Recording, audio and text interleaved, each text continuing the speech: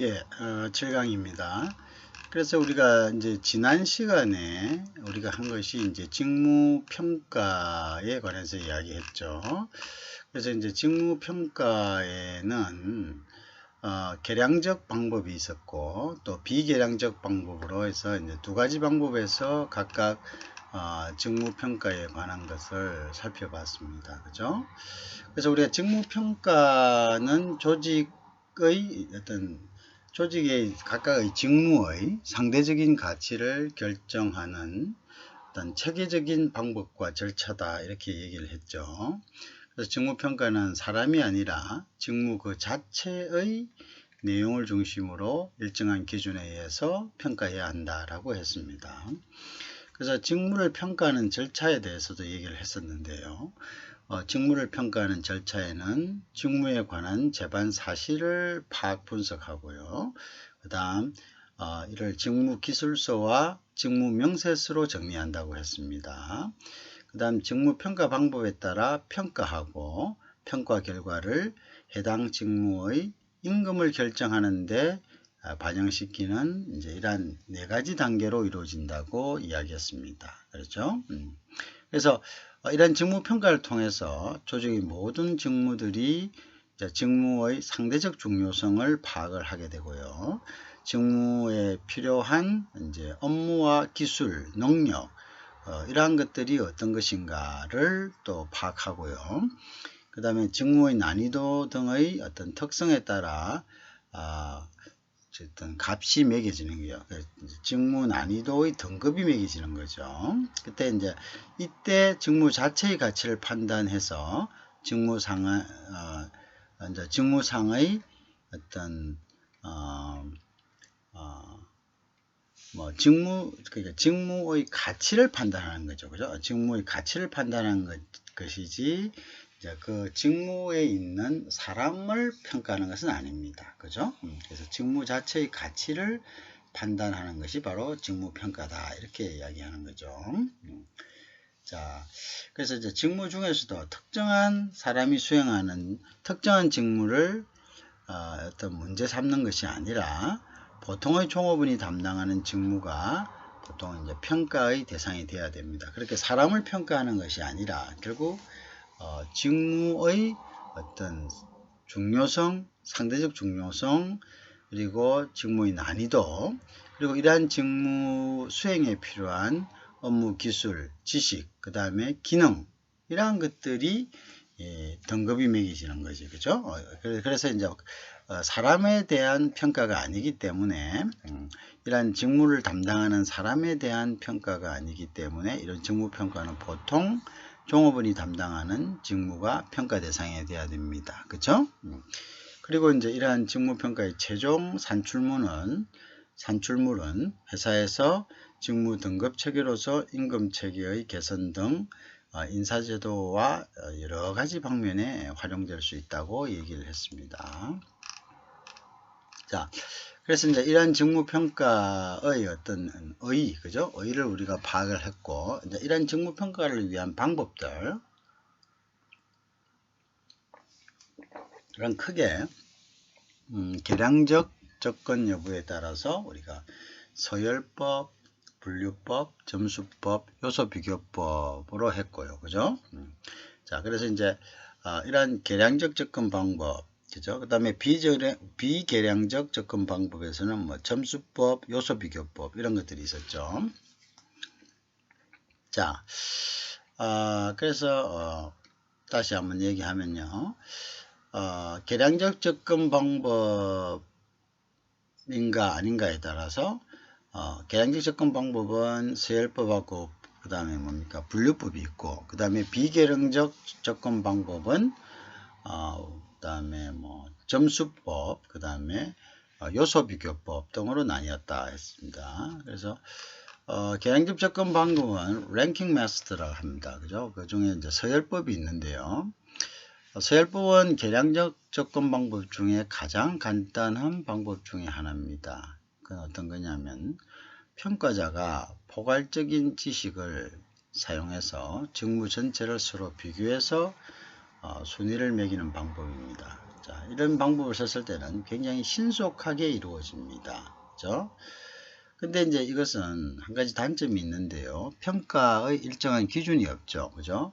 그 다음에 이제 직무를 너무 단순하게 비교해서 유사 직무 간 혼란이 야기되기 쉬운 결정적인 단점이 있습니다. 그러니까 유사 직무 간에는 혼란이 야기될 수 있다. 그죠? 그래서 요거는 사실은 서열법은 권장할 평가 방법은 아닙니다.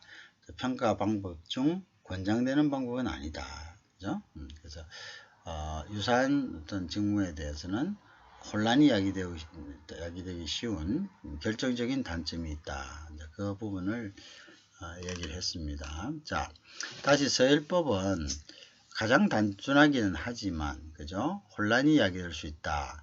평가자가 포괄적인 지식, 자신이 가지고 있는 어떤 굉장히 포괄적인 지식을 사용해서 직무 전체를 서로 비교해서 순위를 매기는 방법입니다. 자, 신속하게 이루어지긴 하지만 평가에 일정한 기준이 없고 결국 평가자의 포괄적인 지식에 의존하죠. 그죠? 그래서 직무를 너무 단순하게 비교해서, 그죠? 유사 직무 간에 혼란이 야기되기 쉬운 결정적인 단점을 가지고 있다. 다음에 이제 계량적인 분류 방법 중 하나가 분류법입니다. 그래서 우리가 이것은 서열법보다 발전되긴 했습니다만 역시 직무를 어떤 구성 요소로 분해하지 않고 전체로 고려하여 사전에 분류하던 여러 등급의 각 직무를 적당히 판정하여 삽입하는 방법입니다. 그죠? 근데 이것은 이제 다양한 직무를 평가하는 데는 한계를 가지고 있습니다. 그죠? 그래서 이 분류법 역시 대체로 간단하고 이해하기 쉽고요. 결과도 서열법에 비해서는 좀 더 만족할 만하지만 포괄적인 접근으로 분류의 정확성이 보장될 수 없습니다. 포괄적인 접근이란 것은 전체적인 접근이다. 그러니까 세부적인 접근이 아니다. 이런 뜻입니다. 그래서 결국은 정확성이, 분류의 정확성이 보장될 수가 없다라는 단점이 있습니다. 그리고 이제 분류 기준이 애매하고요. 직무의 수가 많고 복잡한 경우에는 사용하기 힘들다는 단점을 가지고 있습니다. 자, 그죠? 다시 분류법은 서열법과 함께 계량적 방법 중에 하나입니다. 이것을 이제 영어로는 classification method라고 합니다. 분류법은 요거는 서열법보다도 좀 더 발전되긴 합니다. 그러나 직무 구성을 전체로 보는 거죠. 그죠? 그래서 직무를 구성 요소로 분해하지 않고 전체로 구성해서 전체로 고려해서 사전에 분류하던 여러 등급의, 그죠? 각 직무를 적당히 판정하여 삽입하는 방법입니다. 자, 그래서 사전에 어떤 분류를 갖다가 이렇게 해놓고 그 분류에 맞는 직무를 갖다가 대입해서 그 등급을 주는 거죠. 그죠? 이러한 방식이다. 자, 근데 이런 방식은 대체로 간단합니다. 그리고 이해하기도 쉽습니다. 그죠? 또한 결과 역시 서열법에 비해 만족할 만하지만요. 포괄적인 접근으로 분류의 정확성이 보장될 수가 없죠. 그죠? 또한 분류 기준이 애매하고 직원의 수가 많고 복잡한 경우에는 사용할 수 없다는 단점을 가지고 있습니다. 자, 그 다음에 이제 보면 우리가 비계량적 방법을 볼 수가 있습니다. 자, 비계량적이란 것은 이제 요거는 계량화하지 않았다는 거죠. 자, 계량화하지 않았다.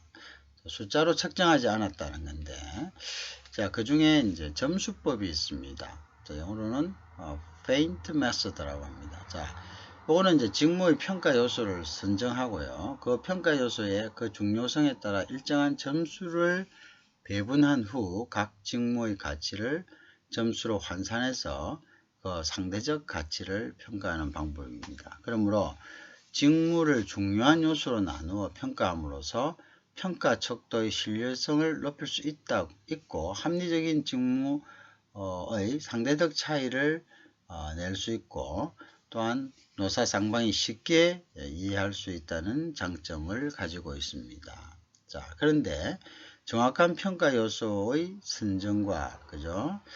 각 요소 간의 비중과의 점수를 배우는데 상당한 전문성이 요구되기 때문에 시간과 비용이 든다는 단점이 있습니다. 이것이 바로 점수법, 즉 point method입니다. 알겠죠?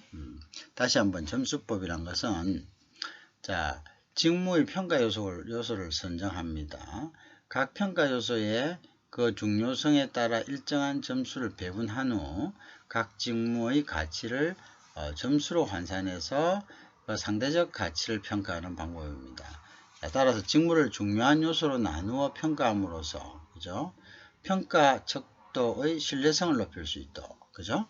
자, 직무를 중요한 요소로 나누어 평가함으로써 평가 척도의 신뢰성을 높일 수 있고 합리적으로 직무의 상대적 차이를 낼 수 있으며 그죠?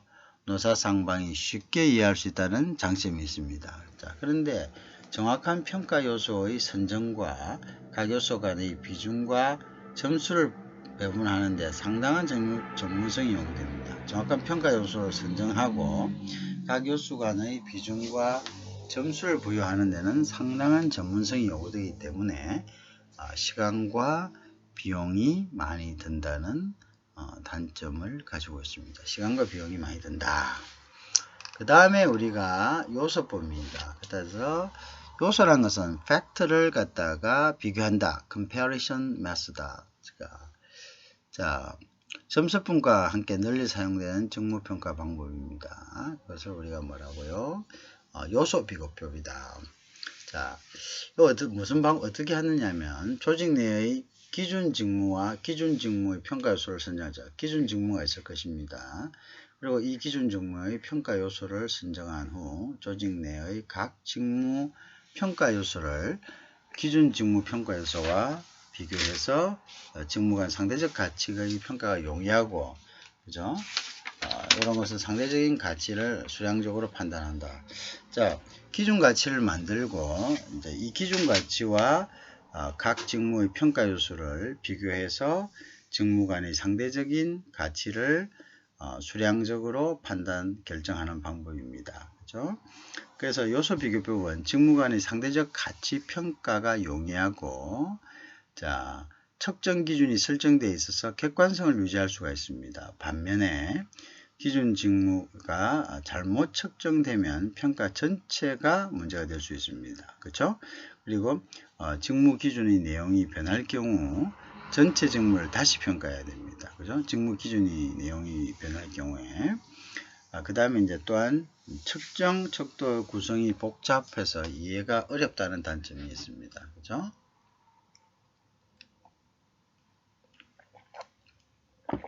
자, 그런 부분들이 있고 그 다음 비교적 시간과 비용이 많이 든다라는 것이 있죠. 자, 다시 보면 자, 여기서 보면 이제 요소 비교법은 점수법과 함께 널리 사용되는 직무평가 방법입니다. 이게 어떤 거냐면 조직 내의 기준 직무와 기준 직무의 평가 요소를 선정합니다. 조직 내의 기준이 되는 직무를 하나 선정하고요. 그 기준 직무의 평가를 하는 어떤 항목들을 평가 요소로 하죠. 자, 기준 직무가 있으면 그 기준 직무를 평가하기 위한 문항들, 그죠? 이걸 평가 요소를 선정한 후 조직 내의 각 직무의 평가 요소를 그 다음 뭐와 기준적 실제 어떤 그 각 직무의 조직 내의 각 여러 가지 직무가 있을 것입니다. 그죠? 그 직무를 평가하는 평가 요소를 기존 직무의 평가 요소와 비교하여 직무 간의 상대적인 가치를 수량적으로 판단 결정하는 방법입니다. 그래서 요소 비교법은 직무 간의 상대적 가치의 평가가 용이하고 측정 기준이 설정되어 객관성을 유지할 수가 있죠. 그죠? 근데 반면에 기준 직무가 잘못 측정되면 만약에 평가 전체가 문제가 될 수 있고요. 기준 직무의 내용이 변할 경우 전체 직무를 다시 평가해야 합니다. 그죠? 또한 측정 척도의 구성이 복잡해서 이해하기가 굉장히 힘든 이제 그런 단점을 가지고 있습니다. 그죠? 자, 그리고 또 비용이 많이 드는 거죠. 자, 그 다음에 이제 우리가 볼 것은 직무평가 요소, 이 직무평가 요소와 회의법입니다. 그죠? 자, 그럼 직무평가 요소는 뭐냐?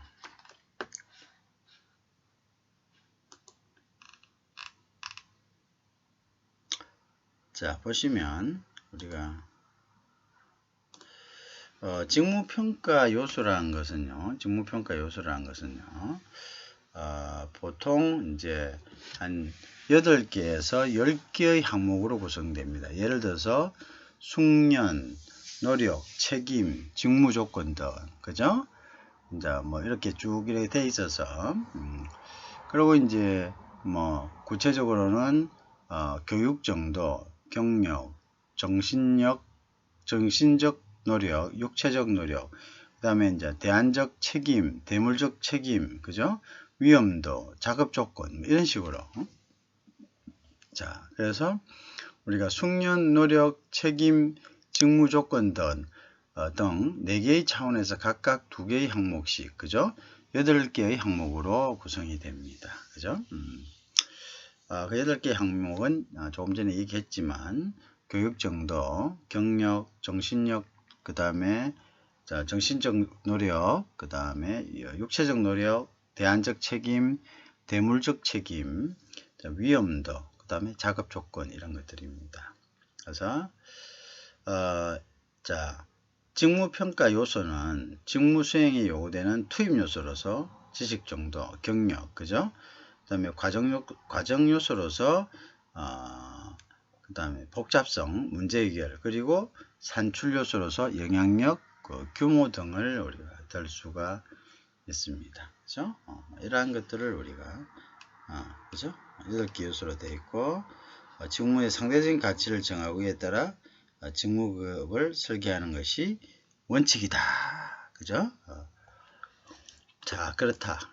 자, 그래서 이제 이 중에 우리가 직무평가 요소 및 회의법이라 했었는데, 여기에서 이제 우리가 회의법이 뭐냐? 자, 직무평가에서 가장 많이 사용되는 방법이 점수법인데요.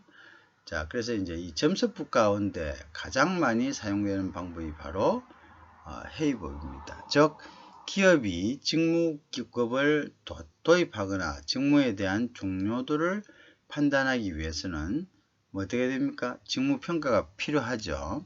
이 직무평가를 하기 위해서 가장 널리 쓰이는 시스템이 바로 회의기법이라는 것입니다. 그죠? 자, 그래서 다시 한번 직무평가에서 가장 많이 사용되는 방법이 점수법입니다. 그 다음에 점수법 가운데 가장 많이 사용되는 방법이 바로 회의법입니다. 자, 이 회의법은 그럼 뭐냐?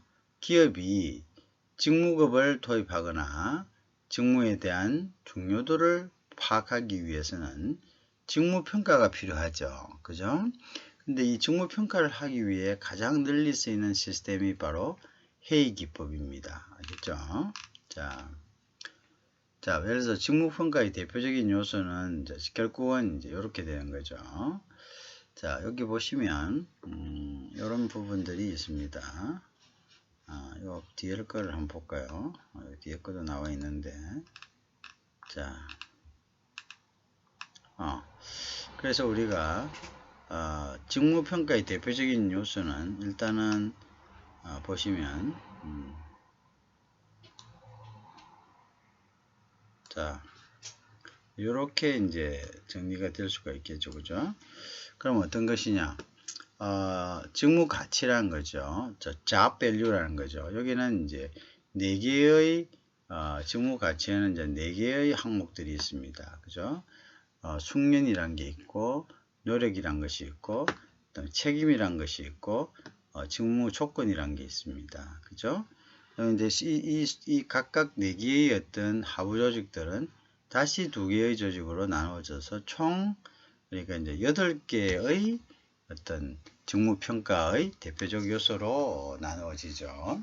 그러면 이제 여기 보시다시피 숙련, 노력, 책임, 직무 조건, 이것이 이제 일단 평가 요소인데요. 여기에서 두 개씩 다시 요소가 나누어지기 때문에 숙련은 교육 정도와 경력, 노력은 정신적 노력, 육체적 노력, 책임은 그다음에 대인적 책임, 대물적 책임, 그죠?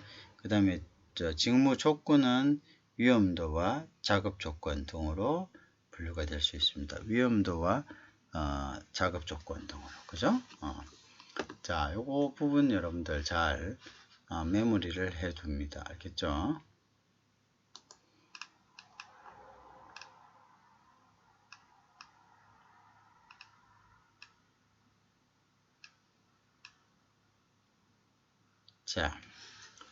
자, 그래서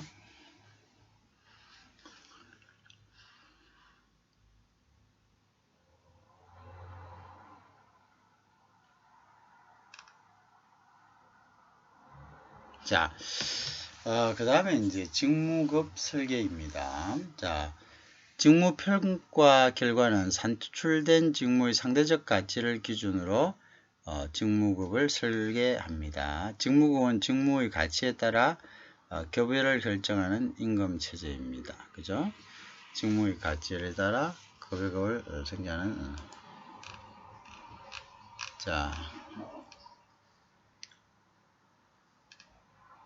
그 다음에 이제 다시 야 니는 안 자고 뭐하노?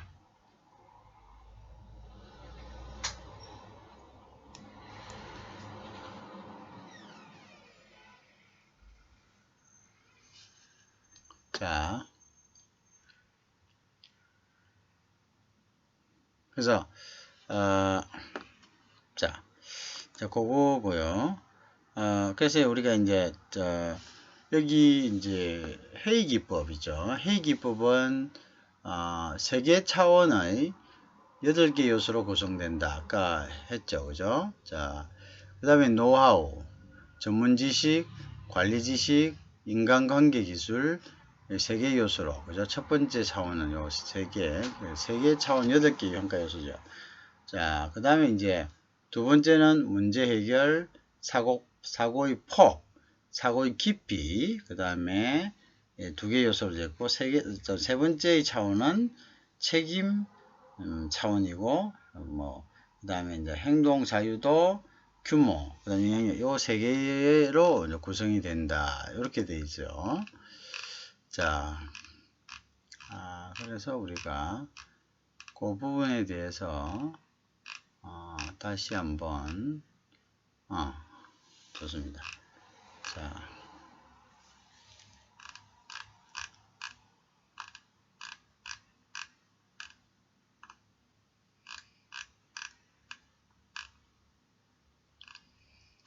자, 회의기법.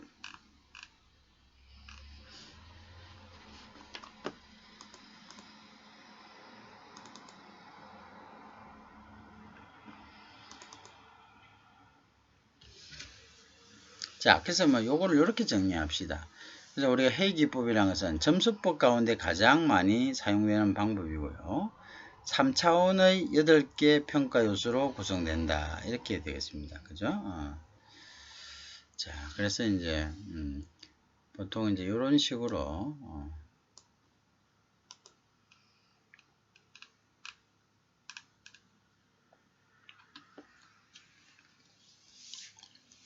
그래서 이제, 우리가 이제 직무평가에서 직무평가 요소는 보통 8개에서 10개의 항목으로 구성되고요.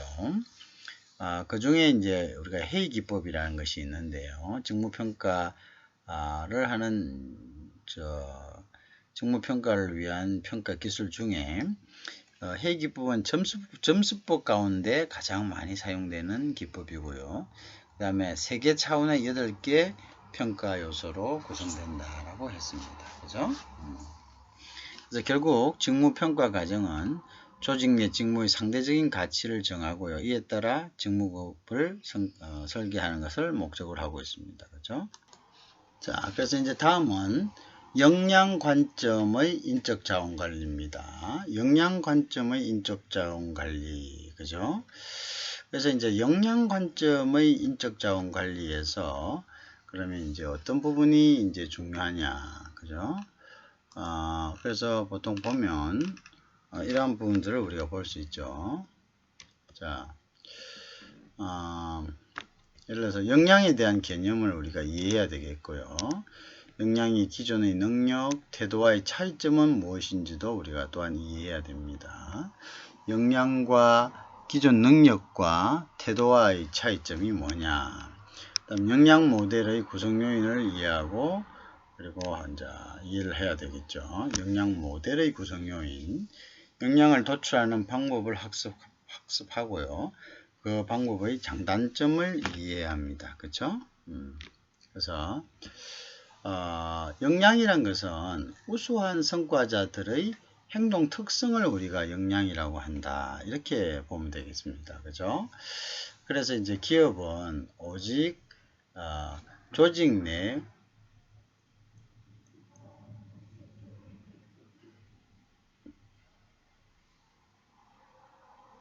그래서 이제 기업은 조직 내 우수 성과자의 특성을 도출하여 이를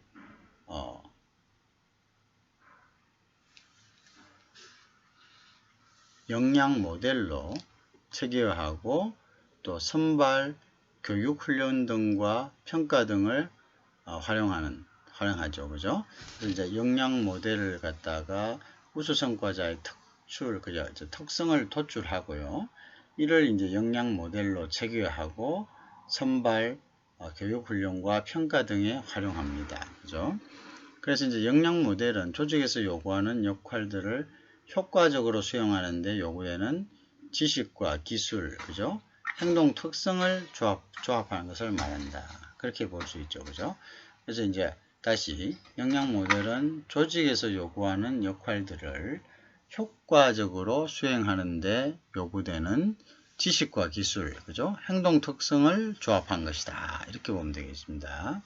그래서 한 조직의 구성원으로서, 그죠? 지위나 역할에 관계없이 공통적으로 모든 구성원들에게 필요하는 것을 우리 조직 역량 또는 공통 역량이라고 합니다. 또 특정 지위나 직무, 좀 예를 들어서 뭐 관리자나 영업 담당자, 그죠? 이런 특정 지위나 직무를 효과적으로 수행하는 데 필요한 역량, 그죠? 그걸 갖다 우리가 뭐 리더십 역량, 예를 든다면 영업 직무 역량, 뭐 이런 것도 분류가 되겠죠. 자, 그래서 어쨌든 대부분 우리나라 기업들은 역량을 공통 역량, 리더십 역량, 직무 역량, 이 세 가지 역량군으로 구성하고 있습니다. 자, 그래서 이제 뭐 리더십 역량, 그 다음에 공통 역량, 직무 역량 이렇게 구성하고 있습니다. 그 다음에 이제 각 역량군별로 2개에서 5개의 개별 역량을 포함하고 있습니다. 그리고 이제 각 역량들은 구체적인 행동 지표로 구성되어 있다. 자, 그래서 경쟁 상황에서는 구성원들의 지식과 그 다음에 기술이 조직 성과에 미치는 영향이 큽니다. 그죠? 경영 상황에서는, 그죠? 그래서 이제 경영 환경의 이제 급격한 변화가 있고요. 최근에. 그 다음 역량 중심의 접근은 주어진 환경에서 구성원의 역할과 행동 범위를 제한하는 과거 직무 중심 관점의 한계점인 유연성 부족을 탈피할 수 있다. 그죠? 직무 중심 관점의 한계점인 유연성 부족을 탈피할 수 있다. 역량은 조직이나 조직 구성원들의 기본적인 요건이다. 이렇게 보시면 되겠죠. 아까 얘기했다시피 역량은 우수 성과자의 어떤 행동 특성입니다. 따라서 기업은 조직 내 우수 성과자의 특성을 도출하여 이걸 역량 모델로 체계화하죠. 그죠? 그것도 또 선발, 교육 훈련과 평가 등에 활용합니다. 그래서 역량 모델은 조직에서 요구하는 역량들을 효과적으로 그러니까 이제 조직에서 요구하는 역할을 효과적으로 수행하는 데 요구되는 지식, 기술, 행동 특성을 그러니까 조합한 것을 의미합니다. 그죠? 그래서 한 조직의 구성원으로서 지위나 역할에 관계없이 공통적으로 모든 구성원들에게 필요한 것을 우리가 조직 역량이라고, 그렇죠? 또는 공통 역량이라고, 또는 특별한 지위나 직무를 효과적으로 수행하는 데 필요한 역량을 우리가 리더십 역량 또는 영업 직무 역량 이런 것도 이렇게도 분류가 합니다. 자, 그래서 한국의 경우는 대부분 기업들은 공통 역량, 리더십 역량, 직무 역량, 그죠? 요 세 가지를 구성하고, 그 다음에 각 역량군별로 2개에서 5개의 개별 역량을 포함하고 있습니다. 그죠? 그래서 이제 각 역량은 구체적인 행동 지표들로 구성되어 있다. 이렇게 보면 되겠죠. 자, 그래서 이제 우리가 이 역량의 중요성이란 게 이제 있죠. 자, 그게 이제 이 부분인데요. 우리가 이제 치열한 경쟁 상황에서요, 구성원들의 이제 지식과 기술, 그죠? 이러한 구성원들의 지식과 기술이 조직 성과에 미치는 영향 상당히 큽니다. 그죠? 그래서 이제 이러한 상황에서 역량은 조직의 성과를 창출하는데 중요한 자릿대가 당연히 되겠죠. 그죠? 자, 뭐냐면 이제 기업을 둘러싼 경영 환경이 만약 급격하게 변하고 있다면, 그죠? 과거를 기준으로 이미 정해져 있는 역할과 책임으로 구성원의 행동을 제약하는 것보다는 어떻다고? 보다 특정 상황에서 조직 구성원의 기술과 지식을 활용하게 하는 것이 조직이 성과를 창출하는 데 중요하다. 그죠? 중요한 거죠. 그죠? 자, 이런 관점에서 이제 예를 들어서 역량 중심의 접근은 주어진 환경에서 구성원들의 역할과 행동 범위를 제한하는 과거의 직무 중심 관점의 어떤 한계점을, 그죠? 탈피할 수 있다.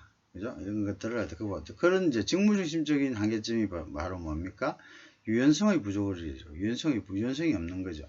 유연성이 없는 이런 부분을 이제 탈피할 수 있습니다. 그죠? 그래서 전통적인 직무 중심 관리 시스템, 그죠? 요거 현대 이제 글로벌 사회와 빠른 변화 속도에 직면하고 있는 기업이 이제 기업에게는 굉장히 좀 부적합한 그러한 시스템이죠. 왜냐하면 이제 이 기업들은 환경이 신속하고도 굉장히 이제 민감하게 대응해야 하는 그런 이제 상황이죠. 그죠? 자, 그래서 이제 역량에 대한 관심이 이제 우리가 굉장히 정대하게 된 이유도 이겁니다. 그죠? 왜? 기업 환경이 굉장히 신속하고도 민감하게 대응해야 하는 상황이 왔기 때문이죠. 그죠? 그래서 이러한 신속하고도 민감한 대응이 가능한 것은 결국 뭐냐면 기본 역량, 그죠? 이러한 이제 역량을 가진 사람들을 갖다가 배치하는 것이 굉장히 중요한 거죠. 자, 그래서 이제 역량에 대한 관심도 이제 굉장히 정대된 거죠. 그래서 역량 중심 서비스, confidence based system은요, 고객의 가치 창출에 필요한 기업의 능력을 이제 capability라고 합니다. 이런 기업의 능력을 capability를 구체화하고 있습니다. 그죠? 자, 그래서 조직이나 조직 구성원의 기본적인 요건, 우리 기본적 요건을 foundation, building block이라고 합니다. 그죠? 그래서 이제 조직이나 조직 구성원의 기본적인 요건으로서의 역량은 지속적으로 연구되고 또 기업에서 활용되고 있습니다. 그 다음에 보면 shipping, 그죠? 그 다음에 shipman들은 역량 모델, shipman들, 그죠? 그러니까 이제 우리가 조직이나 조직 구성원의 기본 요건으로서의 역량을 지속적으로 연구하고, 그죠? 또 기업에 활용되고 있는 거죠. 자, 그래서 역량 모델 모형의 활용은 과거 수년 동안 인적 자원 분야에서 연구되었습니다. 그죠? 그 다음에 이제 보통 보면 기업의 75%, 80%가 역량에 기초한 인적 자원 관리 프로그램을 활용하고 있습니다. 역량에 기초한 인적 자원 프로그램을 활용하고 있는 기업이 70에서 80%다라고 얘기를 했습니다. 자, 그래서 이제 보통 보면 우리가 라이벤스 같은 경우는 약 500편 이상의 역량과 관련된 논문들이 발표되었다고 조사한 적이 있습니다. 1995년에서 2003년까지. 그리고 이제 우리나라 같은 경우도 1980년대까지는 시장이 덜 개방됐죠. 그죠?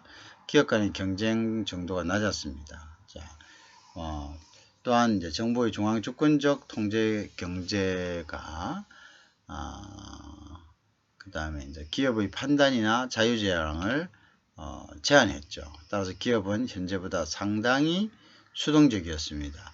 그래서 기업이 필요로 하는 인재 요건도 단순 관리자나 수행자였죠. 그죠? 자, 그래서 이 말은 무슨 말이냐면 1980년대까지는 역량을 보유한 인재보다는 정해진 구체적인 직무를 수행할 인재가 필요했다. 즉, 역량을 보유한 인재보다는 정해진 구체적인 직무를 수행할 인재가 필요했다. 이렇게 보고 있는 거죠. 자, 그 다음에 1990년대 이후에 급격한 기술 발달과 시장 개방으로 기업 간 생존 경쟁이 아주 치열하게 되었죠. 그래서 1990년대 이후, 그죠? 왜냐하면 이제 급격한 기술 발전과 시장 개방으로 기업 간 생존을 위한 경쟁이 치열하게 되었고, 기업은 상황을 잘 판단하고 적절히 대응할 수 있는 역량을 보유한 인재가 필요했다. 그죠? 1990년대 이후. 자, 이러한 배경을 기초로 해서 1990년대 말에서 2000년대 초에 우리나라 대기업들은 역량의 중요성을 인식하게 되는 거죠. 그죠? 역량의 중요성을 인식하게 되었다. 자, 그래서 1990년대 말에서 2000년대 초에 우리나라 기업들은 역량의 중요성을 인식하였습니다. 그죠? 자, 그래서 우리가 이제 이 역량이라는 이 분야에서는요, 우리나라 기업들이 효율적인 인적 자원 관리를 위해서 역량을 어떻게 구체하고 효과적으로 표현하고 또 평가할 것인가에 대한, 그죠? 기존의 인사 기능이나 시스템 역량을 어떻게 활용할 것인가에 대해서 분석한다. 그죠? 분석할 것이다. 또한 대기업을 중심으로 개발되고 운영되고 있는 역량 중심의 인사 시스템들을 한번 훑어보는 것도 중요합니다. 자, 그래서 우리가 역량의 개념 및 모델 구성을 보면 역량의 정의가 뭐냐 아까 했다시피, 그죠? 자, 그래서 이제 그 이야기고, 자, 그래서 여기서 보면 이제 경쟁 상황에서는 구성원들의 지식과 기술이 조직 성과에 미치는 영향이 크죠. 그죠? 그 다음에 경영 환경의 급격한 변화가 있고, 그래서 이제 역량의 중요성입니다. 역량 중심 접근은 주어진 환경에서 구성원의 역할과 행동 범위를 제한하는, 그죠? 과거 직무 중심 관점의 한계를 갖다가 탈피할 수가 있다. 그죠? 그죠? 직무 중심의 직무 중심 관점의 한계점은 바로 유연성의 결핍이라고 우리가 할 수 있겠죠. 유연성이 결핍되었다. 자, 그래서 역량은 조직이나 조직 구성원의 기본적인 요건이다. 그죠? 기본적인 요건을 우리가 역량이라고 이제 할 수 있다. 그죠? 그렇게 되겠죠. 자, 그래서 우리가 보면 역량에 대한 정의를 보면요, 역량은 사람을 활용하는 동기, 특질, 스킬, 그 다음에 자기 이미지의 한 측면 또는 지식의 세계다. 이렇게 되겠고요. 그 다음에 또 역량은 직무나 상황에서 중거 관련 효과적이거나 우수한 성과와 인과관계로 연결된 개개인의 기초를 이루고 있는 특성이다. 그래서 성공한 사람들의 특성을 또한 다른 말로 우리가 역량이다. 이렇게 이야기한다. 이거죠. 그래서 다시 이제 역량은 직무나 상황에서 중거 관련 효과적이거나 효과적이고 또 우수한 성과와 인과관계로 연결된 개개인의 기초를 이루고 있는 특성이다. 자, 인과관계를 가진 개개인의 특성을 우리가 이야기한다. 또한 역량은 조직에서 역할, 롤을 효과적으로 수행하는 데 필요한 그다음에 지식, 스킬 및 특성의 특별한 조합을 나타낸다. 자, 그 다음에 채용, 훈련, 평가, 승계의 툴로도 이야기한다. 채용, 훈련, 평가의 툴로도 우리가 이 역량은 어떻게 이용되고 있다. 이제 이런 것들을 우리가 이야기하는 거죠.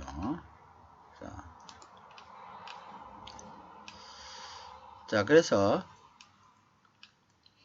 그죠? 그거를 이제 역량에 대한 정의죠, 그죠? 자, 그런 것들이 우리 쭉 그죠?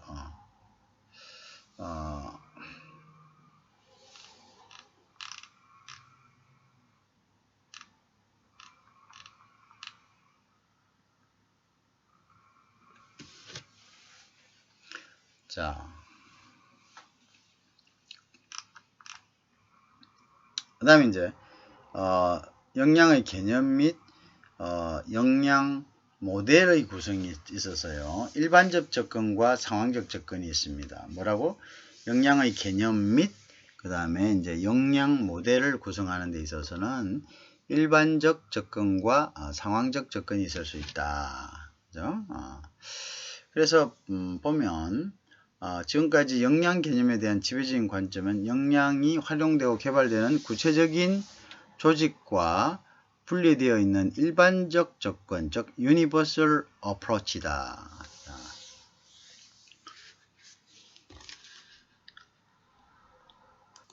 자, 그래서 우리가 일반적 접근과 그 상황적 접근으로 볼 수 있습니다. 그죠?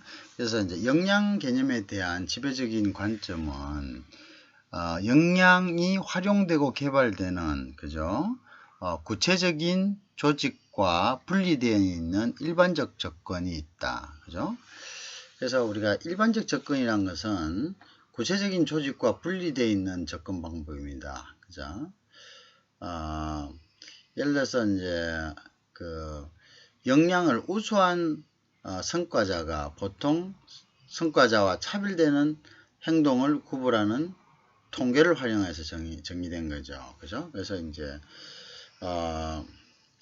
예를 들어서 이제 뭐 어떤 거냐면은 한 2,000명을 대상으로 연구를 했는데요. 자, 어느 업무에서나 일관성 있게 나타내는 21개의 우수한 관리자 역량 모델을 갖다가 우리가 어떤 연구에서 제안이 되었던 거죠. 그죠?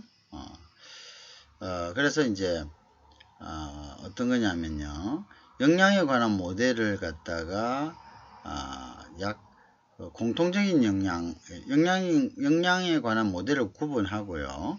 여기에서 공통적인 역량을 추출한 거죠. 그죠? 자, 그러면 이제 이게 무슨 말이냐?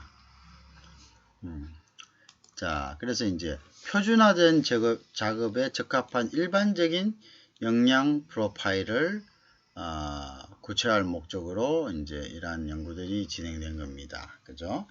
자, 그래서 이제 이러한 것들을 우리가 자, 이러한 접근 방법을 우리가 일반적인 접근 방법이라 하는데요. 그래서 역량의 개념에 대한 지배적 관점이었다 이렇게 보죠. 그죠? 그래서 이러한 접근 방법, 즉 일반적 접근 방법이 널리 채택되고 있는 이유는요. 역량을 도출할 때 시간과 비용이 많이 소요되는 필드 스터디를 하는 것보다는요. 현장 연구를 하는 것보다 기존의 역량 코드북, 즉 코드북이나 또 표준화된 역량 프로파일을 활용하는 것이 매우 간편하기 때문이죠.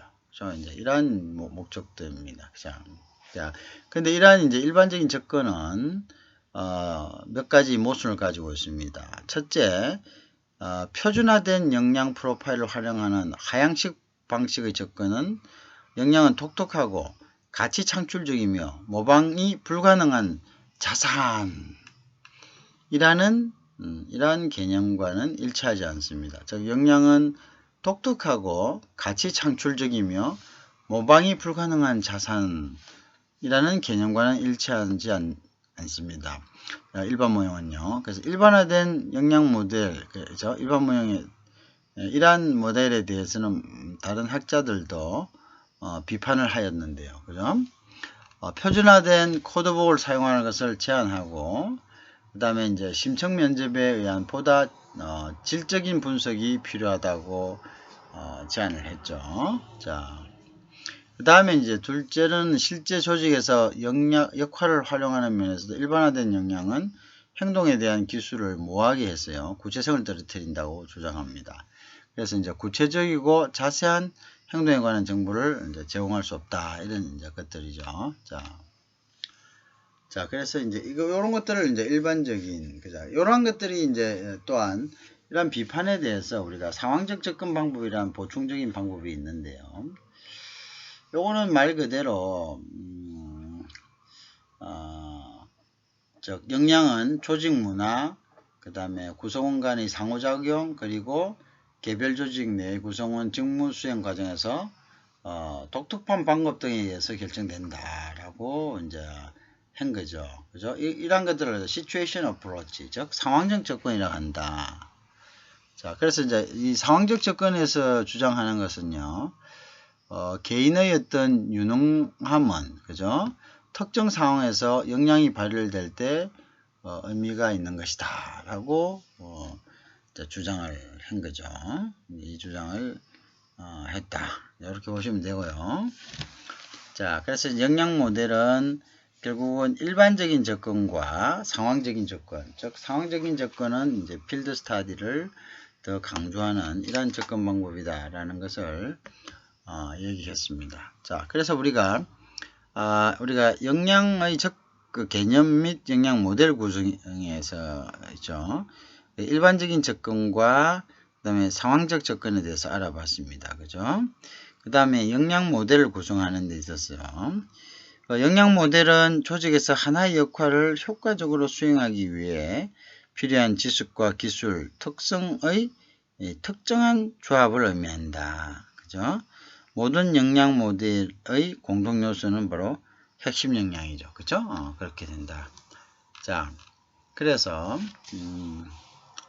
우리가 이제 역량 모델은 목적에 따라서 개발과 활용 범위가 다양하게 정의될 수가 있습니다. 그죠?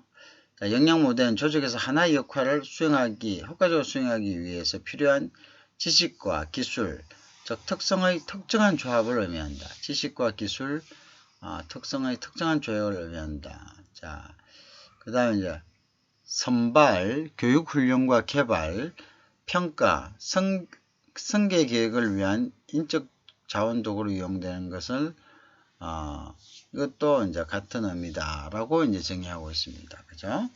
자, 그래서 이제 역량 모델은 목적에 따라서 활용과 개발과 활용의 범위가 다양하게 정의될 수가 있다. 자, 그래서 역량 모델은 조직에서 하나의 역할을 효과적으로 수행하기 위해서 필요한 역량 모델은 기술과 지식,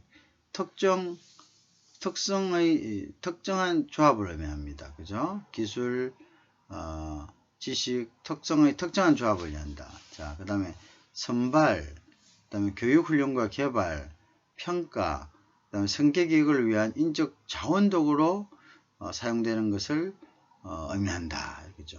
요것도 이제 선발할 때도 사용되고, 교육 훈련 개발할 때, 그 다음 평가, 그 다음에 이제 승계 계획, 이런 것들. 자, 그래서 역량 모델은 조직에서 지위나 역할에 상관없이 모든 조직 구성원들에게 공통적으로 필요한 핵심 역량으로 제일하고 있습니다. 그죠? 핵심 역량. 그죠? 핵심 역량이라는 것은 그것은 한 조직의 특유한 장점. 자, 예를 든다면 소니 같은 건 소형화 기술을 통한 신제품 개발이고요. 나이키는 제품 디자인과 마케팅. 그죠? 그렇죠?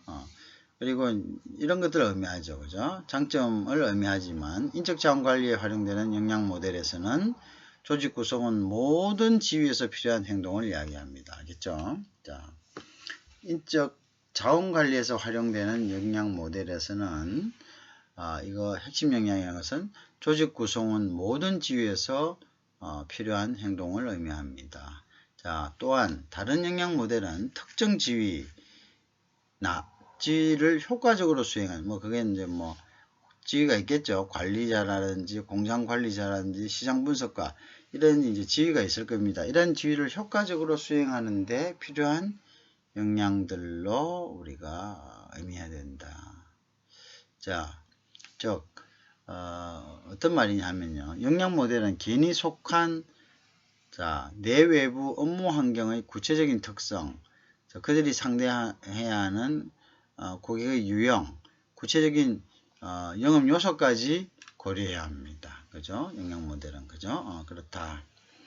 자, 그 다음에 이제 스페로라는 사람이 있는데요. 이제 이 사람은 역량을 세 가지 유형으로 구체했습니다. 그죠? 세 가지 유형으로, 즉 조직 역량, 요걸 우리가 소위 하는 핵심 역량이라고 해서 관리 역량, 개인 역량으로 구별했습니다. 그죠? 개인 역량 이렇게 구별했습니다. 자, 다시 한번 조직 역량, 요거를 일단 핵심 역량이에요. 조직원들 모두가 공통적으로 가져야 되는 역량이고요. 그 다음에 관리 역량, 개인 역량으로 했습니다. 이 개인 역량이 바로 직무 역량을 이야기합니다. 자, 그래서 이제 역량 모델을 업무 지시 역량과 업무 의지 역량으로 구분했다는 이제 이런 그게 있죠. 그래서 우리가 이제 다시 한번 보면 여기에 그 모습이 나와 있습니다. 자,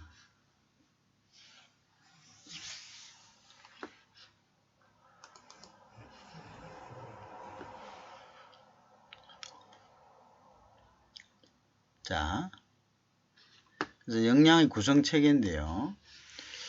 자, 그래서 보면 이제 여기 역량군은 클러스터고 개별 역량, competencies, 그죠? 그 다음에 이제 개별 역량은 뭘 의미하는지, 무엇이 definition이고, 행동 지표, 즉 behavior indicate 행동 지표를 이야기하죠, 그죠? 그다음에 이제 여기 보시면은 behavioral, behavioral, 그죠? behavioral. 그다음에 indicator를 이야기하고, 그다음에 행동 사례는 examples of detailed behavior, 그죠? 이거는 행동 지표다. 그다음에 이제 그러면 어떻게 이제 우리가 competency 스케일을 갖다가 다이멘션 하느냐 이 말이죠, 그죠? 자, 그거는 이제 행동 강도 혹은 완결성, 그다음에 영향력의 크기, 폭작성, 노력의 양, 그다음에 이제 특이 지원, 이런 것들을 우리가 기준으로 한다, 이거죠. 그래서 우리가 보면 보통 이제 다시 이제 한번 잠시 보면요. 자, 우리 요거 보면 이렇게 되어 있습니다. 자, 역량을 우리가 공통 역량, 직무 역량, 리더십 역량 이렇게 이제 나눈다고 했습니다. 그죠? 그래서 이제 공통 역량은 모든 구성원들에게 이제 공통적으로 적용되는 역량입니다. 그죠? 그 다음에 이제 경영 전략을 달성하는데 필수적인 역량이다 이렇게 되겠죠. 그 다음에 이제 요거는 이제 직군들은 여기에 필요한 공통적인 직군들은 이제 고객 지향, 팀워크 및 협력, 혁신, 그다음에 계획 및 조직화, 이제 성과 지향, 이제 이런 것들을 우리가 하는 이제 직군들이죠, 그죠? 그래서 이것들은 모든 구성원들에게 공통으로 적용된다, 그죠? 그 다음에 경영 전략을 달성하는데 필수적인 역량이다. 이걸 우리가 무슨 역량? 공통 역량이다. 이렇게 되겠죠. 자, 근데 그건 당연히 이제 고객 지향이고, 팀워크하고, 그 다음에 혁신이고, 그 다음에 계획 및 조직화하고, 그 다음에 성과를 지향해야 되겠죠. 그 다음에 이제 직무 역량입니다. 그 다음에 밑에 보면 리더십 역량이 있죠. 그래서 이 직무 역량이라는 것은 뭐냐 하면요. 자, 기능을 반영하여 적용한다. 자, 그 다음에 마케팅, 연구, 생산, 물류, 영업, 지원 각 2개씩, 그죠? 그 다음에 이제 영업, 신뢰성, 설득, 요거 하면 학습 신뢰성, 그 다음에 이제 마케팅하고 지원은 정보 수집 분석과 전략적 사고, 그 다음에 연구는 학습, 정보 수집과 분석, 그죠? 이런 것들을 우리가 이런 것들이 대한 적용 대상이죠, 그죠? 그걸 우리가 이제 직무 역량이다 이렇게 하고, 리더십 역량은 팀의 리더로서 보유하고 발휘할 역량이며 소속이나 직무에 무관하게 공통으로 적용되고 있는 거죠. 그죠? 그런 것들을 우리가 이야기합니다. 그죠? 자, 그래서 리더십 역량에 있어서의 직구는 비전공류, 그 다음에 팀워크 개발, 그 다음에 성장 지원, 인재 관리 이런 것들이 이제 우리가 되겠죠. 자, 그래서 우리가 여기 보면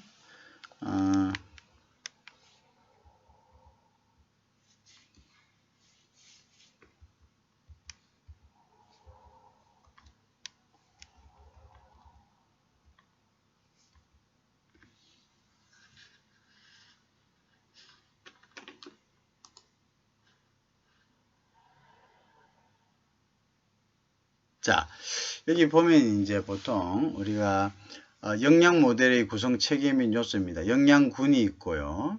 그 다음에 개별 역량이 있고, 그 다음에 이제 개별 역량이 있고, 그 다음에 개념정의, 행동지표, 뭐 행동사례, 뭐 이렇게 되어 있습니다. 그죠?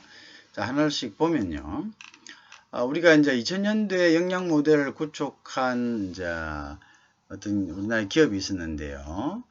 공통 역량, 직무 역량, 리더십 역량으로 구성하고 있습니다. 공통 역량은 조직 내 전체 구성원들이 개발해야 할 역량으로 요거는 뭐냐면 고객 지향, 그죠? 고객을 지향, 팀워크 및 협력 이런 역량을 가지고 있어야 돼요. 혁신, 계획 및 조직화, 성과 지향 요 5개를 우리가 어떤 개별 역량으로 갖고 있겠죠. 그죠? 이제 그걸 가지고 있어야 된다. 그 다음에 우리가 이제 직무 역량은 또 어떤 게 있었냐면 업체에 세 자입니까? 직무 역량은 또 6개의 직군별로 각각 그죠?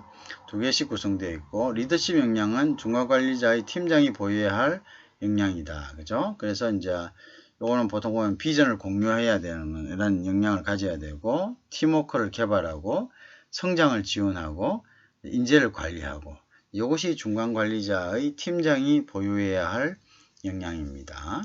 자, 인재관리, 성장지원, 팀워크 개발, 그 다음에 비전 공유. 그 다음에 이제 미국 컴퓨터 대기업의 역량 모델을 예를 들어 본다면요. 전략적 리더십, 그 다음에 인적 리더, 그 다음에 인적 관리 효과, 그 다음에 전문성, 이렇게 구성하고 있고, 각각 회사마다 조금씩 이제 자기가 본 회사들이 어떤 추구하는 그러한 역량들이 좀 틀릴 수가 있겠죠.